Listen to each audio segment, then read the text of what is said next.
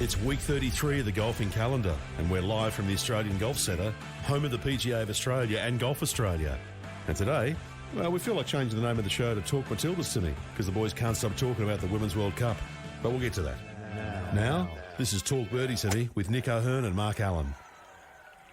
Hey, I want to ask you, what's the most nervous you've ever been on a golf course? And the reason I'm asking you is because I watched those Matildas and I was sick in my stomach watching those 10 shots that the French and our girls did. I was sick, and I could only just imagine the nerves in their stomach. So what was the most nervous you've ever been on a golf course?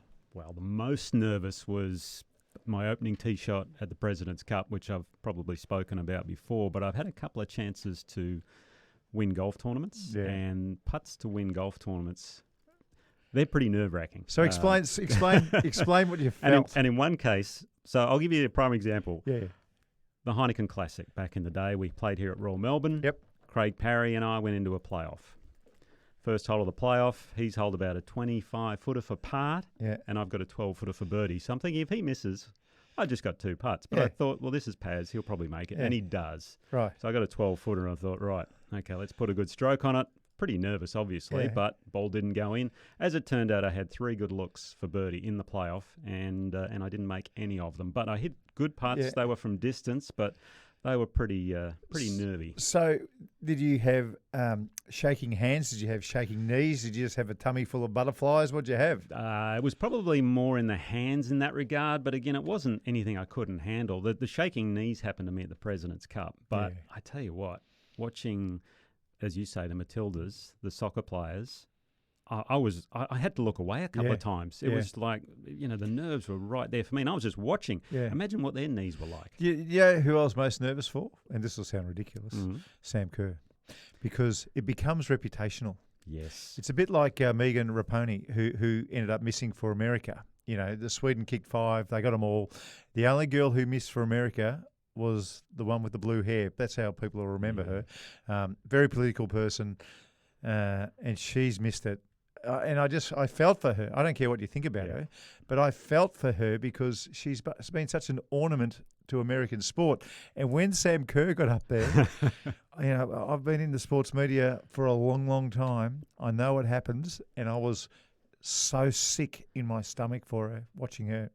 Well, at the same time, I think the 2 best penalty kicks from the Aussies that I saw, other than the final one, obviously, to win, but was Sam Kerr. Hers was just, as soon as she walked up, I always look at people's faces and how they're reacting, whether they're breathing heavily and things like that.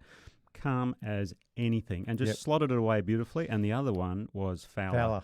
What a penalty kick that was as well. To hit it with that speed in that direction. Usually you hooked it into the left corner, but she just went flat, and it was an amazing penalty kick. It's incredible, isn't it, nerves? Because, even in my soft 15-year career professionally, in the end, in Australian Opens, I'd get on the first tee of an Australian Open, and there were no nerves whatsoever.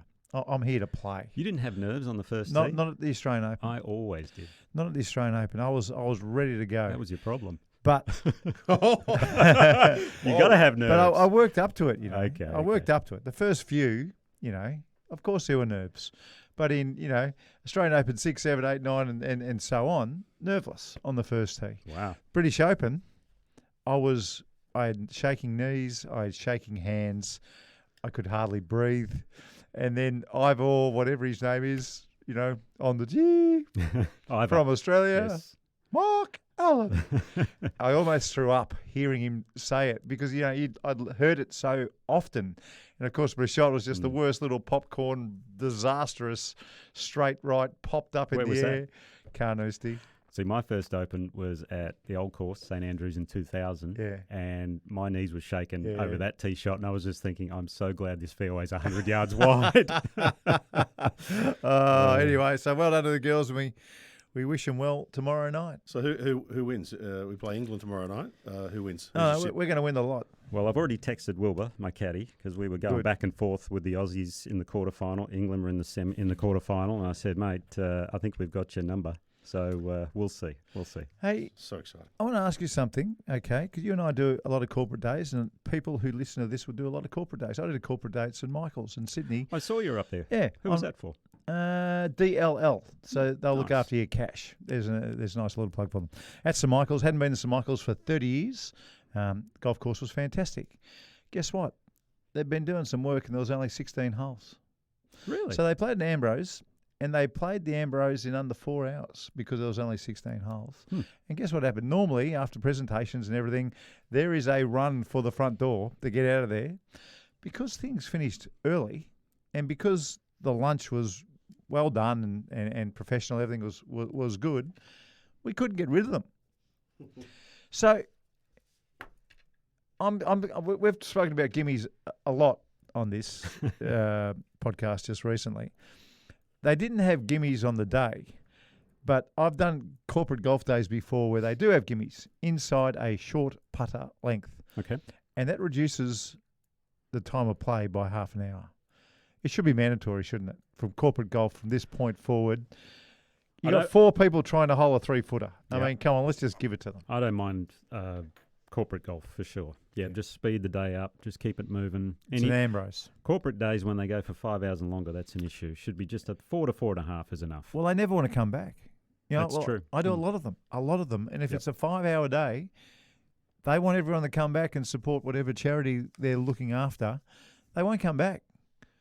So please, if you run corporate days, gimmies under a club length. That photo of St Michael's you posted, that course looks incredible. Incredible. The Stunning. views are stunning. Ridiculous. I saw that on, was it Twitter or X or Twitter, whatever it's called? X, and I couldn't pick it because I've never Yeah. played St Michael's. I've Yeah. been next door at New South Wales Golf Club, but it looked gorgeous anyway. It was. So.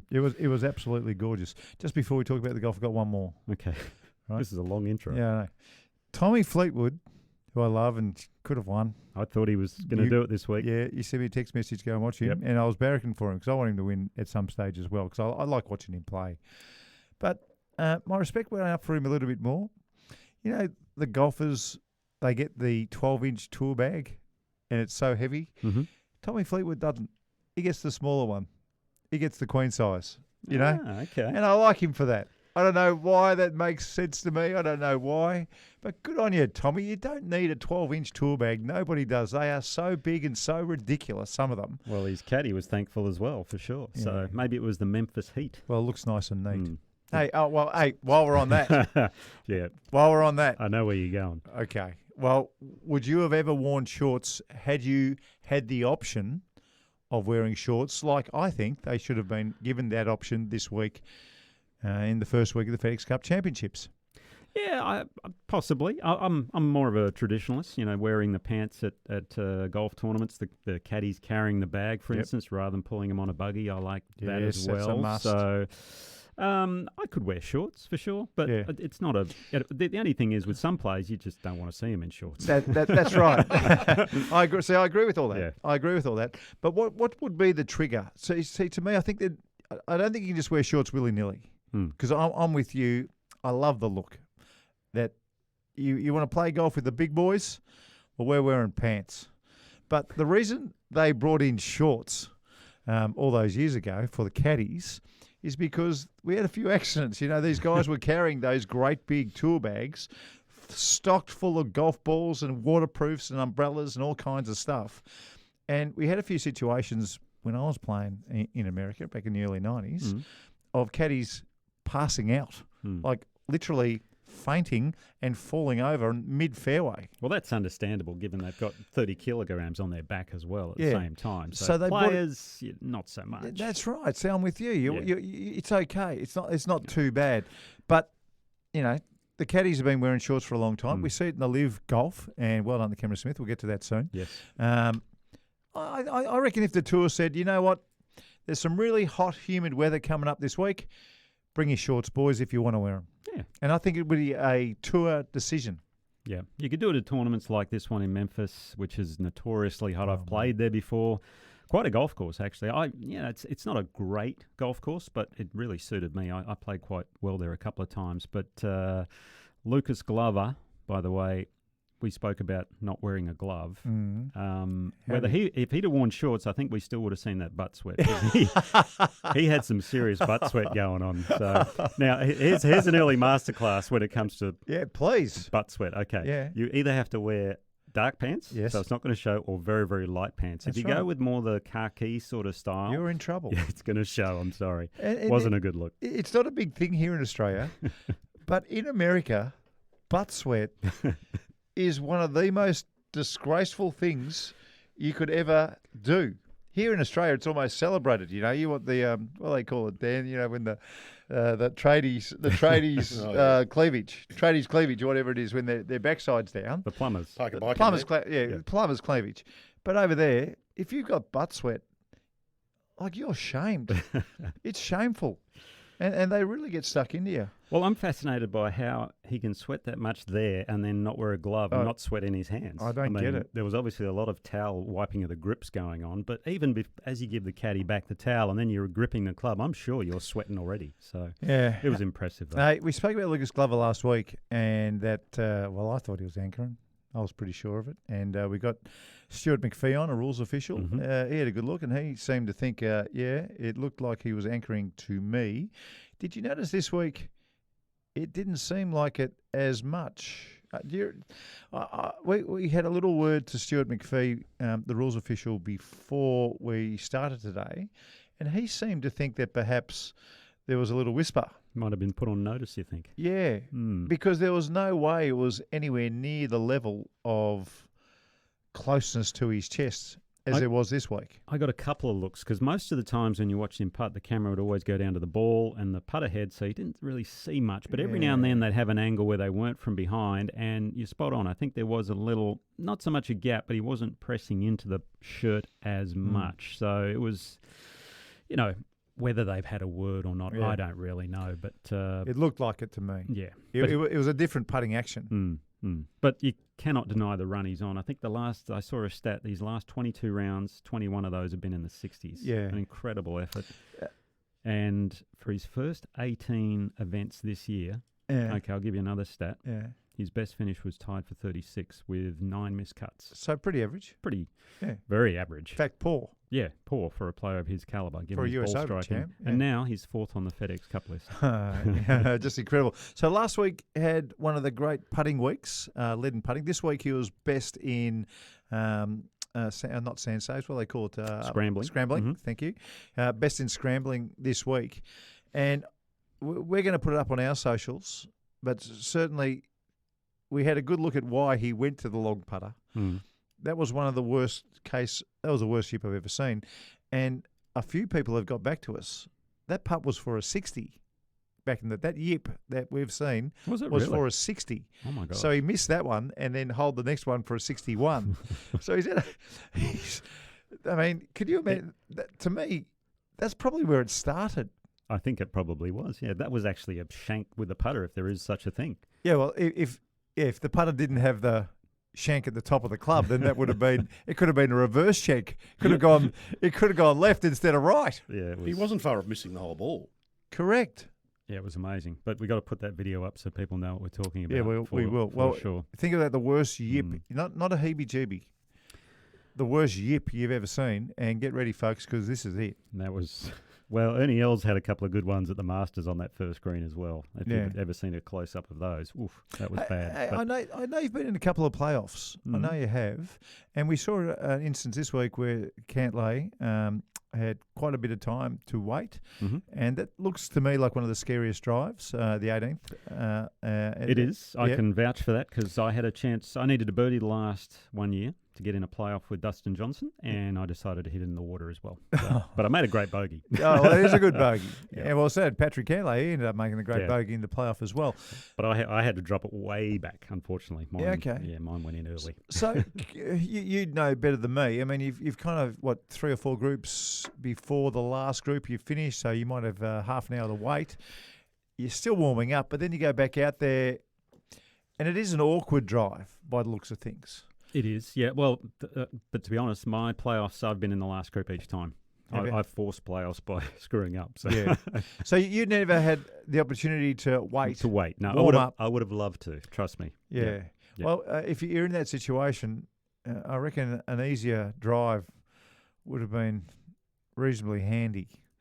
So For sure, yeah. It is the hardest drive on the golf course, On the basically. course. I think so. Yeah, it's especially, well, for a lefty, but for righties, I mean, it's not that difficult for righties. You got to hit it up the right with a bit of a draw, but I mean, Cantlay's been there before. He should know what he's doing, but you're right, maybe the weight had some effect on him, but to be honest, I don't think it played that big a part in that regard. Yeah.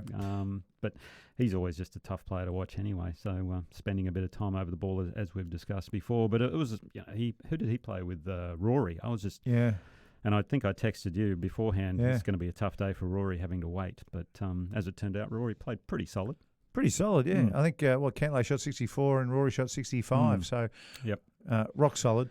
The man who made the best move, and we're a little biased, Cameron Davis, tied for sixth. He went into the week, 62, needed some sort of a top 7 or 8 finish, I would imagine, to get through to the top 50. 5th or 6th? Shot a bogey-free 67, finished tied for sixth, and that is huge because it gets him into all the signature events next year, top 50. That's gets enormous. You in. Mackenzie Hughes, he was the bubble boy for this particular moment, and he, I think, missed by 1 in the end. He was 50, one shot or one spot? One spot, 51. So, it makes it tough. He can still qualify for those signature events going forward, but the top 50, that makes a massive difference. So JT was 71, Mackenzie Hughes was 51 this week, and someone's going to be 31 next week. And it is great viewing, isn't it? I mean, it's just part of PGA Tour golf that is another dimension and fun to watch, and something, on Thursday and Friday and Saturday, you're kind of leading up to it. And, Well, two players knocked a couple of guys out. There was Cameron Davis. Yep. And the other one, this was the best one, Hideki Matsuyama, birdied 5 of his last 6 holes to get in. He knocked out Hughes and Hardy. Oh, Nick Hardy and Hughes got knocked out. So he finished 47, somewhere around then. A massive finish. Yeah, that is enormous. Cam Smith, now, he just ripped through him. Absolutely smoked everybody in that Ripper field. got the first win. First ever win. That was big, wasn't it? Absolutely big, because we have been laughing at Team Ripper for quite some time because they've been hopeless. We haven't been laughing at them, but I have. Okay, you have. I've been laughing at them. You know who I was really happy for was Jed Morgan, because he shot a 78 in the second round, a shocker. 7 over, and he shot 5 under. In the end, it didn't really matter because I think they won by about 9, Team Ripper. But it was just good to see him contribute and have a reasonable finish on the end. I think individually he finished about 27th, something like that. But it's a huge. I mean, his payday was about I was adding it up earlier, $940,000 US, because he got $750 for the team and $190 for his individual performance. Leishman also finished 8th, so it was a good week for him. Yeah. So Team Ripper shot 9 under in round 3. They ended up winning by 11 shots. So 11 it was. It was 11 right, shots. I got it right in front of me. Incredible. So just amazing. Yeah. And let me just get up Cameron Smith, what he did. 3 under in the last round, but he had a banana peel start. Yes, a banana peel start, and it was always Mickelson was there with him, and then so this is. Did you hear about Mickelson? What he did? So this is what kind of annoys me a little bit with Liv. And how we all feel about Liv golf and all that. But I hadn't watched it, so I thought I'll go back and they have highlight package, which is great. It's about 10 minutes. You watch all the highlights, fantastic.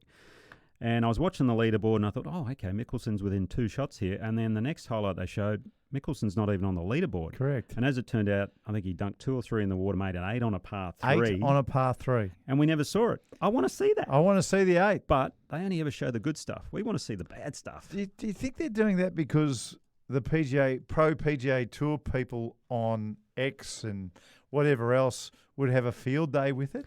Do you think that's it? It's just their whole rah-rah attitude in that regard. I mean, they're always pumping things up. This is the most important putt in the history of golf, basically, at the end of the tournament. And saying, we know it's not. I mean, Lee Westwood, he finished 20 over this week and he takes home 120 grand. Good luck to him. That's fantastic. Did he finish 20 over? Yes, he did. Yeah, it was pretty high score. Martin Keimer finished 17 over. Danny Lee finished 15 over. Koepka's brother shot 14 under. Hey, Cam 14 Smith over. played with Trump in the Pro-Am. Did you see that? No, I didn't see that. I want to know what Trump shot. But apparently, Trump is a 2 handicap. Can you believe No, that? he's not a With 2 that, with that golf swing. There is no way he's a 2 handicap. But I'll tell you what, for a bloke who's 77, he actually moves pretty well. He moves it all right. He moves it okay. He got a few hole-in-ones, no doubt. I'm sure Trump got Yeah, 3 or 4 hole-in-ones. He's not a 2 marker. There is no way in hell. A 12 marker, I'd pay, but not 2. Yeah, I'd say maybe single figures, but he'd have to have a good short game. Yeah, or a good 4 caddy. But it was a someone looking for his ball up front. Well, we already know he's got that. Don't worry. The Secret Service are up there kicking balls left, right, and centre out of the rough. But fantastic win for Smith. But another great Aussie win buzzed by Gabby Ruffles, by the way, on the Epsom Tour. Her 3rd win this year. Does she get a Battlefield call-up? So, have we spoken about this before? No, we've spoken about Battlefield call-ups. We have. No, she doesn't. And the reason being is it got stopped in 2018 on the LPGA Tour. So what we mean by Battlefield call-up is if you win 3 times on the PGA Tour, you go to the main tour. If you're on the secondary, you get up to the main. Yeah. So what happened was the category you were given on the LPGA Tour was so far down, weren't getting starts anyway. So they just said, scrap it, and she'll play the full schedule. We'll see you next year. No, exactly. So that's 3 wins in 12 starts from her. It's very impressive. Okay. What do you know about Lilia Vu? I know a little bit. I know she won the major earlier this year, and she hasn't. Get this. Apparently, she hasn't been playing that well, but she's just gone to number 1 in the world. How does that work? I don't understand it. Well, she's won a couple of majors this year. Is that 2 right? 2 majors, 3 wins this year. Yeah. Unfortunately, it's the wrong time zone for me, and I haven't caught up with it. But I caught up with the scores, and it was just a romp.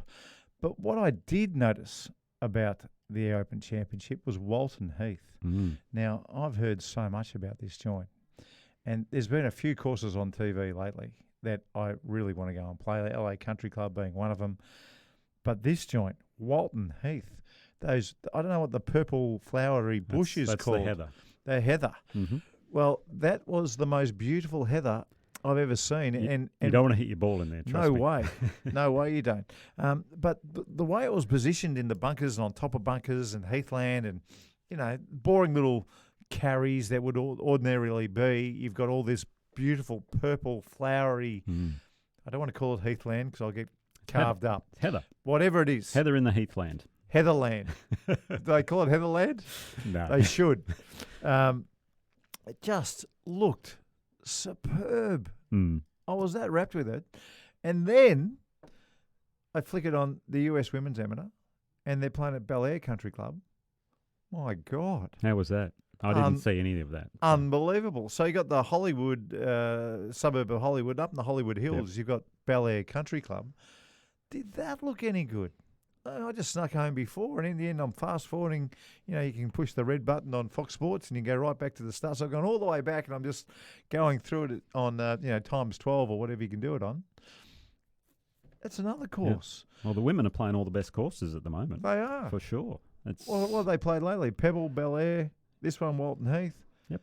Incredible. I've never played Walton Heath. It's in Surrey, just south of London, and I've heard massive raps on it before, and it's one on my list for sure. But the other thing I noticed, because I watched some of the event, Charlie Hull. Oh, God. She has the Harmons going. Remember Brian Harmon at the Open Championship? Yeah. Wow.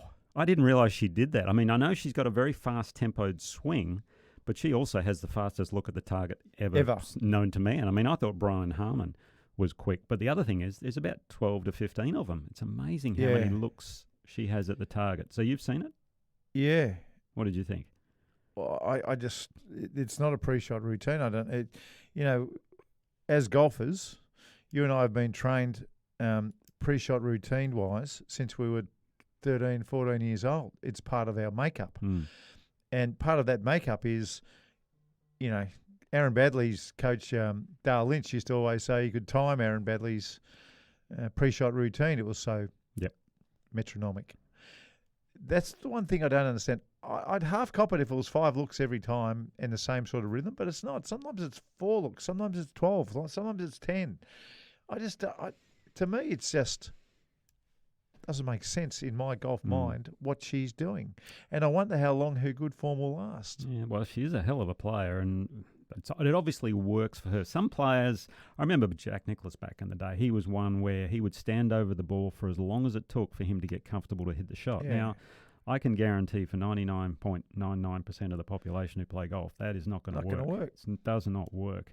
You need to get over the ball, look at your target, and react. So for her to do what she's doing, it obviously works well for her, and she had a great week. She finished second, but it's a tough one to watch at the same time. Cantlay does it a bit, but it's more slower looks. We saw Brian Harmon do it at the Open. There's a lot of looks going on there. It's a bit like watching Novak Djokovic serve, how many bounces he takes, things like that. So it does work, but if you are out there, for our listener, I wouldn't recommend copying it. No. But is it a bit to, we hear a lot of golf terminology thrown around, but staying athletic, is she just trying to get it in her head and just, like I'm trying to throw the ball in that direction. I'm trying to hit the ball in that direction. I don't get what's going on. To me, it looked more like a twitch than anything. It was I'm like with you. she was twitching up at the target. It was very, very strange. And I did notice some of the shorter shots with the wedges. It did look twitchy. Did it? Okay. Yeah, the wedges looked twitchy. Body completely stopped. Completely stopped through the ball, and the clubs flipped over, went left. It's a watch because she's very talented, very popular, and I hope she sorts it out. Well, maybe that's what she's done all the time. I'm not exactly sure, but anyway, it's her style. Look, there was a bit of a tough week for the Aussies. Only two made the cut in the end, Grace Kim and Minjee Lee, who both finished sort of in the back half of the field. But congratulations, Lilia Vu, because making that number one on the Rolex rankings is something very special. Now, Nick, you and I, we're not everyone's favourite. I know it's going to be hard for you to believe. We're not. No, not really. That's very easy to believe. And sometimes people don't like the things that we say on this podcast. We apparently got some feedback that is stinging. Ooh. Yeah, so okay. And just brace yourself. Hey, I'm okay with that. Go get yourself a bag of snakes or something. And maybe I need to have a glass of Shardy on the 10th too. Yeah, it might be a bad idea. I'll see you on the 10th. Like the podcast?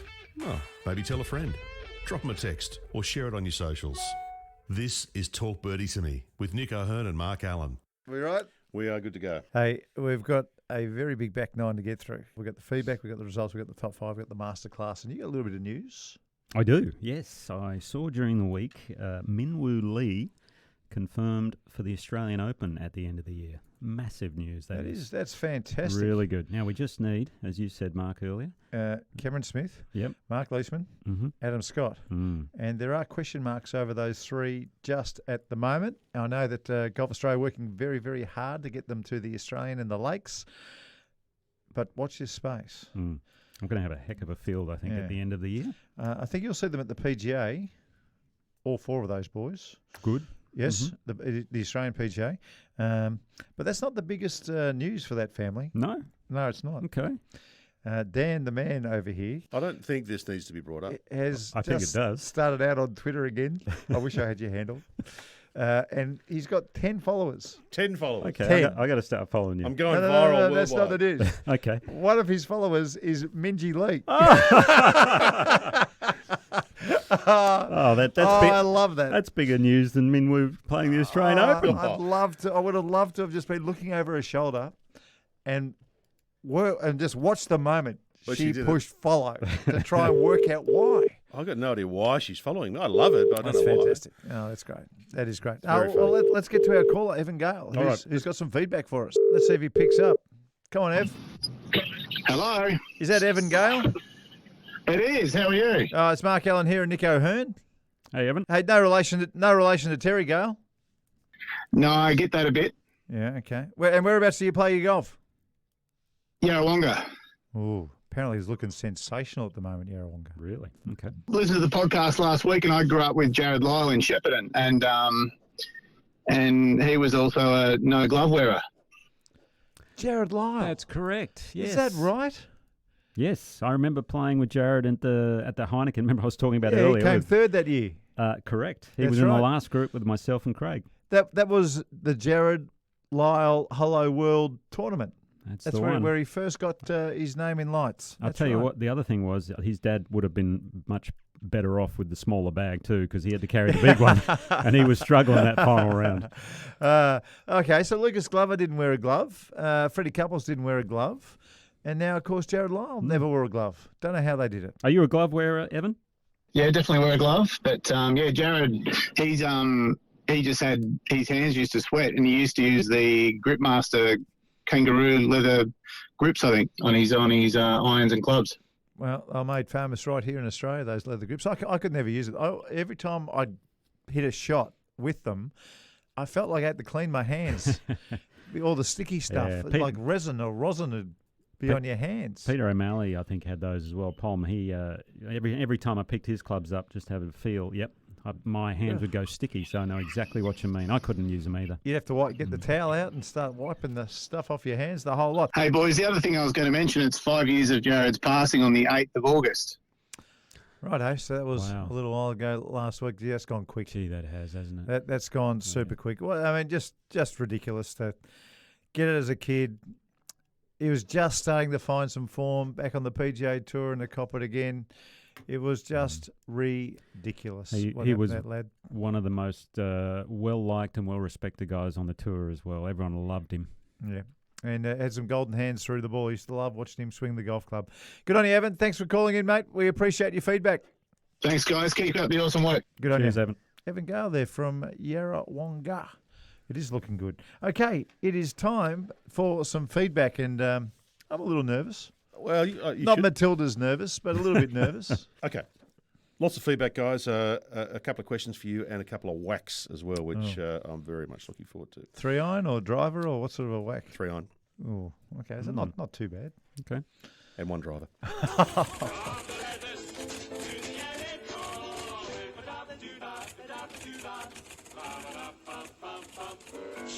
Stephen Roche has written in and he said, hey guys, I hear a lot of Aussie accents on caddies in the PGA-T, LPGA and LIV.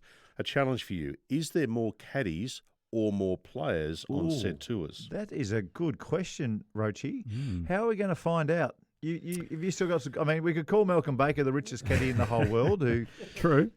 Actually, I'm going to get Wilbur onto this. I'm going to say, your old caddy. Yeah, my old caddy Wilbur. Even though he's not caddying anymore, he knows all the guys that are still out there, and a couple of. I'll use a couple of sources in this regard. But the guy who's been on most of late is Shea, who caddies for Victor Hovland. Yeah, there's an Aussie right there. Plus, we saw obviously Andrew Shuden. Yeah, on Cam. That's right. Cam Davis's bag. I reckon Courtsy's still out there somewhere. I hear his voice every once in a while out there. He's usually on the women's tours, yes. Yeah. Do we count? Dean Herden's another one. Dean Herden is another one? Yes. Malcolm Baker, let's just throw his name in there. Mm-hmm.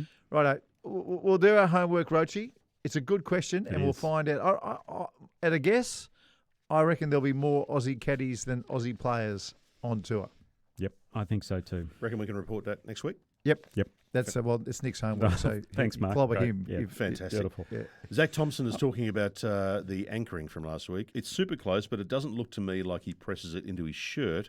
To me, I reckon the pressure's going into his thumb. So into his thumb. Okay, well that's an interesting one. Like we did have Stuart McPhee on, who is a very experienced rules official last week, and he seemed to think it crossed the line, and I think it crossed the line too.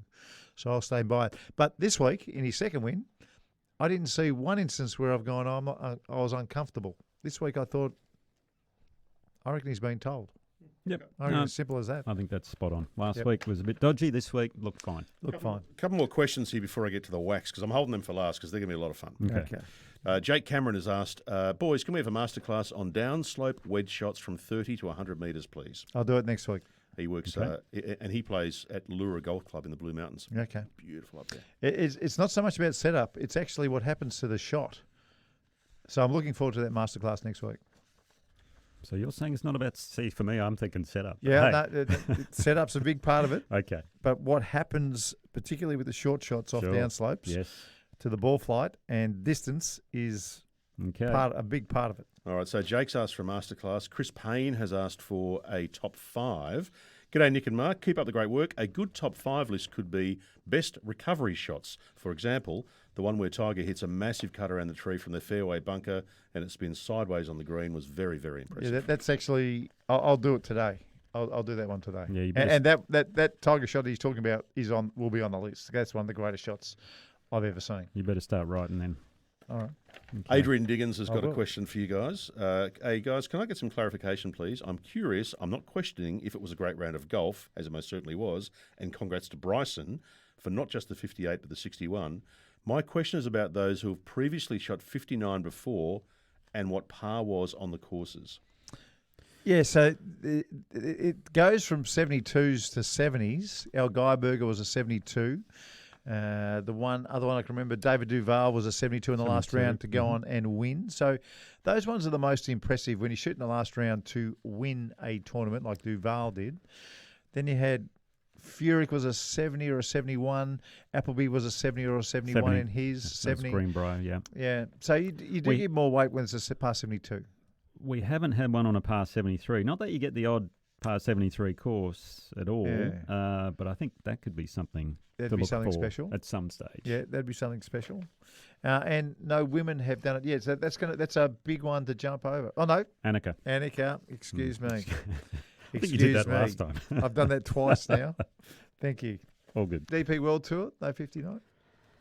There's one tour that's never had a 59. I'm sure there might have been, but anyway, I'll think about that. Well, that's my homework. Okay, that's yours. I'll look it up. All right, so we've got a message here from, and I think this is S. Casting. Is this the 3-wood or the 3-iron or the driver? Oh, this is the driver, this one. Now, the subject here of this message is accusing Glover of cheating. Yeah, okay. Oh. Okay. Now, here's what S. Casting has written. And by the way, they're from the United States, so they're an overseas listener. Yeah. Along with discrediting Bryson's round because of modern technology and because he plays on live, these guys have become very bias-driven with surface-level opinions that would not hold up very well if truly challenged. Okay. So it's not really a question. It's just he's just having a whack. Yeah, it's okay. I don't think we discredited Bryson's round. No. I thought we celebrated 58 was very impressive. We celebrated his round with amazing driving and incredible putting. And modern technology-wise, it was just to talk about the new driver that he has in the bag. That's right. I think we also celebrated the fact that he shot the 61 the day before and that was the lowest ever 36-hole total in the history of the game, and we celebrated that. So I reckon this bloke can just take that dummy out of his mouth and go listen to something else. And Chris Hogben has written in. Hoggy has said, I like the podcast, but I hate the anti-live sentiment. I get that you two are ex-PGA Tour pros, but please, it's almost over the top. Live brings top names to Australia. PGA Tour takes them away, and we rarely see them ever again. By the way, I purchased Nick's book all those years ago, so I'm a fan, just not of the anti-live sentiment. See, I don't look at you and think you're anti-live. I think you're very much like me, to where you have live as your third favourite tour. We've said all along, I think there's a place for it. Yep.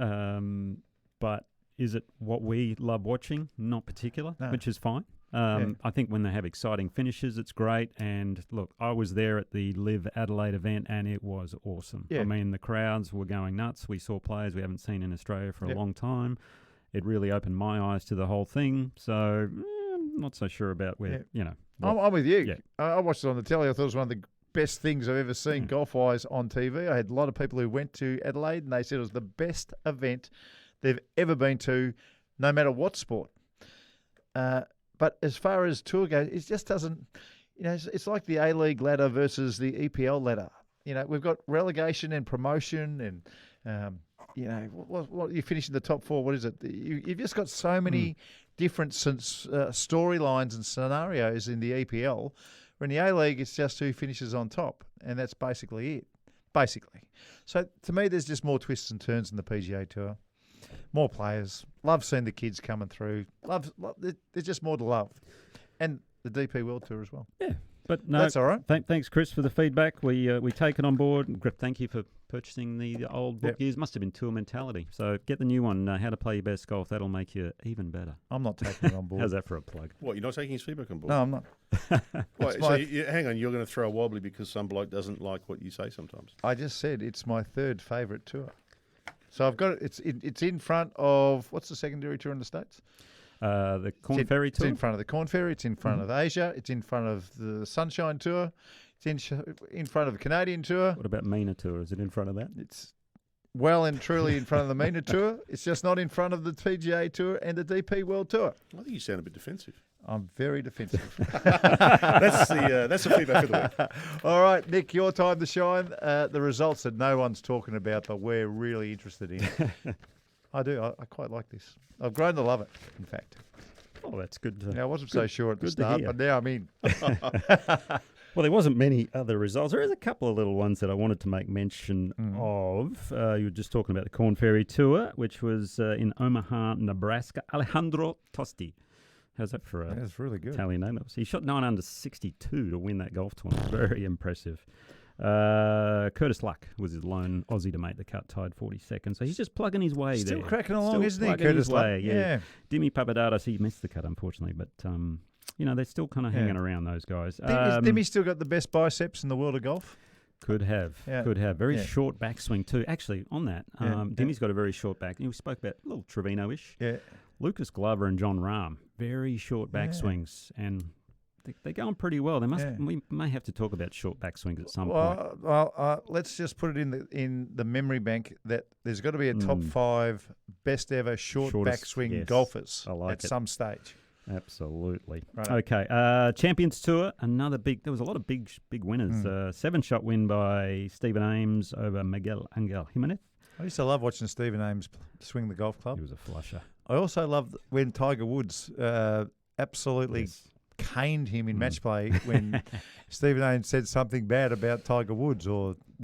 Stephen said, I think they asked him before the match, how do you fancy your chances? And he said, well, I really fancy my chances given the way he's driving the ball at the moment. That's right. That's right. And he won 9 and 8? 9 and 8. 9 and 8. That was Tiger's response to the interviewer saying, so what did you feel about Stephen's comments? And he said, 9 and 8. 9 and 8, yeah. It was a good reply. He walked off after 11 holes. Just back to the clubhouse. Don't poke the bear. From an Australasian perspective, in the Champions event in Washington, Steve Olker tied 3rd. Another good. He's just a money-making machine at the moment. He's taken your human ATM moniker. He can have it. But my good mate Stuart Appleby, good to see him playing well again. 7 under 65 in the final round to finish tied for 5th. Has he cut his hair, or is he still trying to chase down Aaron Baddeley for long Jesus-like hair? I don't know. I haven't seen Stu in a while because it's not televised, so I can't really tell. All right. I'll have to get Alana to ask Ash that one, so his wife. That's some more homework for you. More homework, yes. Tied 13th was Rod Pampling and Richard Green. So Greeny going along well as his Pamps. Come on, Greeny. He needs to finish in the top 30 to not go back to tour school next year for someone who didn't play much in America. Is that how it works? That used to happen to Peter Senior. I think it's top 50 now top 50 on the now, Champions. okay. I think. I could be wrong, though. I hope that's right. More homework. All right. The US Women's Amateur that you mentioned at Bel Air, the furthest Aussie furthest player to get through from an Australian perspective was South Australia's Caitlin Pearce. Did she get to the quarters? Round of 16. Oh, good so on her. Very good result. Stuff. She was in the quarterfinals of the British Amateur a month ago, so she's having a good run from Caitlin. And I think that's about it on the results front. Just going to say this week we've got the BMW Championship in Chicago, the second leg of the Fedex Cup playoffs. The LPGA and the DP World Tour are playing a tournament together called the ISPS Honda World Invitational. I like that. In Northern Ireland. And Live Golf, they have 5 weeks off now. Mid-September, I think they play next. But here in Australia, we've also got the Northern Territory PGA Championship on part of the Aussie schedule. This so week? Look out. That's this week. Oh, good. Good. Live Golf, I tell you what, how many big $3 million cruises will be just stocking up, and the big fishing trip just about to be organised? Do you think? Yeah. I reckon. Well, did you see earlier in the week, I know we haven't really spoken about this, Mickelson with the new book that came out. Billy Walters. Did you see them? The gambling is like $1 billion over the years. Betting on the Ryder Cup when he was playing in the Ryder Cup. And Rory's comment. Rory, what the hell were you doing? Anyway. Now the pressure's going to be on him in the Ryder Cup. Yep, for sure. $1 billion. Well, turnover. The story was, if he goes through how much he used to bet on certain things, certain games and everything, roughly around more than $1 billion. That's probably what he's bet over the years, over 30 years. Me. Yeah, it's impressive. I read an excerpt of the book, and apparently it was the first round of the NFL, and he booked out a monster suite at the Bellagio. Everyone jumped in his plane. He had 5 or 6 TVs all set up in the room at the Bellagio. And it was time for everyone to go down and put their bets on. And he's with, Hall of Famers left, right and centre. And he got all the Hall of Famers to put their bets on first because he said when he put his bets on, it would move the odds significantly. So that's the sort of cash he was gambling with. Oof. Anyway, it's time for the top 5. And thank you, Chris Payne, for sending this through. And thanks for making me do this so quickly too, Dan. But I'm happy to help. The top 5 greatest ever recovery shots. There's a couple of players who have to be on this list. Yeah, well, you'll find that they dominate. Okay. They dominate, in fact. So at number 5, the Seve shot off his knees. There was 60 of them. There were 60 of them, and they all sit at number 5. Because he was a freak off his knees under a bush. Have you ever tried it? Hit a shot off your knees? Yeah, I always go, I either hit the ball a foot behind or completely air swing it. One or the other. Because I don't know how you do it, because even you can grip down as far as you like, but the toe still sits up a million miles. So I don't know how he was doing it. Oh, I think he did it with fairway woods a lot. That's the key. You don't want to do it with the iron because that just digs in. Okay. Chris Payne, the shot of Tiger Woods out of the fairway trap where he cuts the ball not only out of a fairway trap but around a tree. Yes. And gets the ball to spin towards the hole as well. There was about 5 different reasons why that was one of the greatest ever recovery shots. That was at I think it was 2019 WGC Mexico. Right, so look that up on YouTube. It's unbelievable. It's a ripper. And that sits at number 4. At number 3, it is another Tiger Woods shot, and it's an iconic one. And I'm going to call it a recovery shot because he was just hitting so far away from the hole, and that is Augusta. 16th hole, goes on to win Chris DeMarco, beat Chris DeMarco in a playoff. Could be the greatest Nike commercial ever. Greatest Nike commercial ever. And by all reports, the worst ever equipment. They stopped making equipment, Nike, but Tiger was using a driver that was no good. What was it called? The Sasquatch or something, wasn't it? I'll tell you who used to use the Sasquatch was KJ Choi. Yes. Used to wear That's right. the Sasquatch I remember. He won tournaments using that thing. Yeah, I played with him when he was using it. Oof. Anyway. Worst ever noise. Yeah. Worst ever driver noise. There's another top 5. Frying pan. Yeah, it was a disgrace. So Tiger, 16 at Augusta. At number 2. Now, this is a double recovery. This is rare. The great Seve Ballesteros, don't know what tournament it was, but it was in Europe, and he hit a shot right. He just made a number of birdies in a row to get into a winning position. He gets to a metre, maybe 2 metres short of a wall that was 3 metres tall. Billy Foster, his caddy, is begging him to chip it out sideways.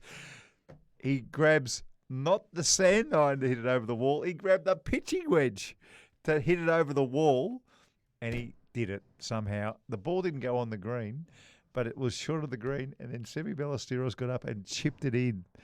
There's a plaque. You've played the tournament, haven't you? I have been there. I've looked at the plaque, and I've looked at the wall and gone, how? Yeah. How did he do it? And you're spot on. There's a video of Billy Foster talking about, look, Seve, you got to chip out sideways. You just can't do it. And he goes, no, I have this shot. I have this. And oh my God. And he just let him give him the club and walked away, just shaking his head. And Billy, the way Billy tells the story, because he tells it, he didn't take the sand out. He took the wedge. The way he says it. It was crazy. It was at the Cran-Sucier. Yeah. In Switzerland. He never used a 60-degree sand iron in his life, Seve, just a 56. Mm-hmm. That was good enough. Didn't need it. And at number 1, this is a shot that I saw, my playing partner saw, and nobody else.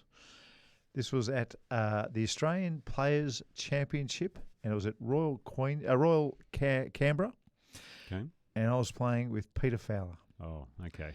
Now, Peter Fowler shanked the shot off a par 3. And his ball, now I've got to do my best to describe this shot. He would have been he's in the trees because he shanked it. And he's 40 metres short of the pin. And it's in a position where he's under a pine tree, so he's on pine needles. And he has to keep a ball low under a branch. And if he goes directly at the pin, he has to go over a bunker. and the pin was cut 4 steps past this bunker. And it had, if you went that way, it was also going to land on the downslope of the greenside trap. So he's got nothing, basically. He's got nothing. He's got to go out left. Anyway, he starts doing this weird kind of practice swing, bending the elbows, chopping down, dust going everywhere, pine needles going absolutely everywhere. And he hits this shot that comes out low. It landed on the downslope over the trap and somehow spun, and it went to 1 foot. It was impossible. I still dream about it. It was the most ridiculous shot I've ever seen in my life. Well, Chucky has one of the most ridiculous short games you've ever seen. I asked him about it because he won the Australian Match Play and an Australian Open at Kingston Heath, where I'm a member. I see him down there every once in a while. Oh, right. And last time I saw him, I asked if he remembered it, and he said he did. Oh, wow. And he said it was the best recovery shot he's ever hit in his life. Oh, that's saying something. That is something. I was there to see it. My Anyway, goodness. what a shot. Peter Fowler's nickname, Chucky. Chucky. Has there Chucky's- ever been anyone who's got the surname Fowler whose nickname wasn't Chucky? No. It was actually good because he was also slow as a chook as well. So it fitted him twice. Anyway, it is time for the masterclass.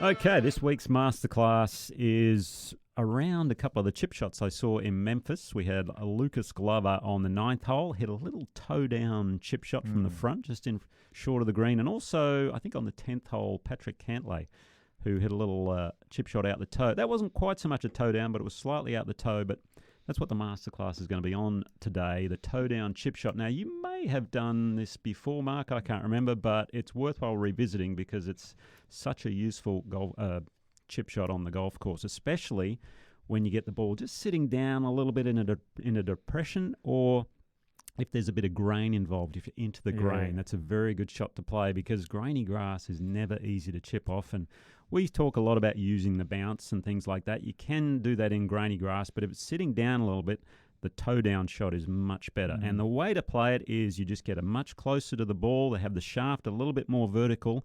And because you are much closer, the best way to grip the club is with the putter grip. Yep. Because if you take your normal grip, it's very hard to get your hands high enough because the way the club should sit in your hands just doesn't work for this particular shot. So use your putter grip, put the ball back in the stance, get the heel off the ground. The toe is behind the ball. You like to play it with a slightly closed. Slightly closed, yep, that's Don't right. mind that at all. Cantlay did a little bit of that on the 10th. He sort of hit a little hooded shot, which worked well. Glover didn't do it, but I'll put a video up on socials a little later. But it's a great shot for a little bump and run around the greens. Now, you can use a pitching wedge, sand iron, 7-iron. Raymond Floyd was one of the best at doing this. Yep. He used to get 6 inches off the green, and he'd just pull out a 6-iron and chip and the little toe-down shots, and it was amazing how good this guy was. And I think they made mention of it in the coverage when I watched it this morning. But great shot to have around the greens. Put it up on the socials, and those little bump and runs out of tight lies, tough lies, you'll never look back. Yeah, and I've shown a few people this who I play with,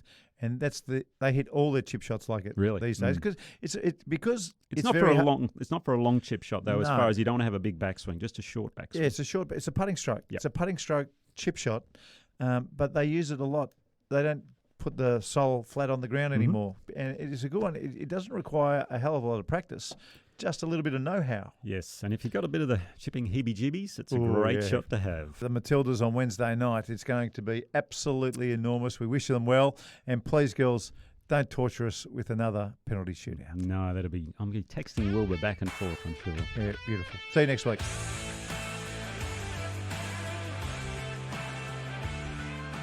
Oh, there it is. That's Nick O'Hearn and Mark Allen's podcast, Talk Birdie to Me. Now, if you haven't subscribed yet, make sure you hit subscribe wherever you listen to podcasts and you'll never miss an episode. And if you can share with a friend, well, that'll be awesome too. Talk Birdie to Me's executive producer is Dan Bradley at Kaizen Media. Sound design, Daryl Misson at loudzebra.com.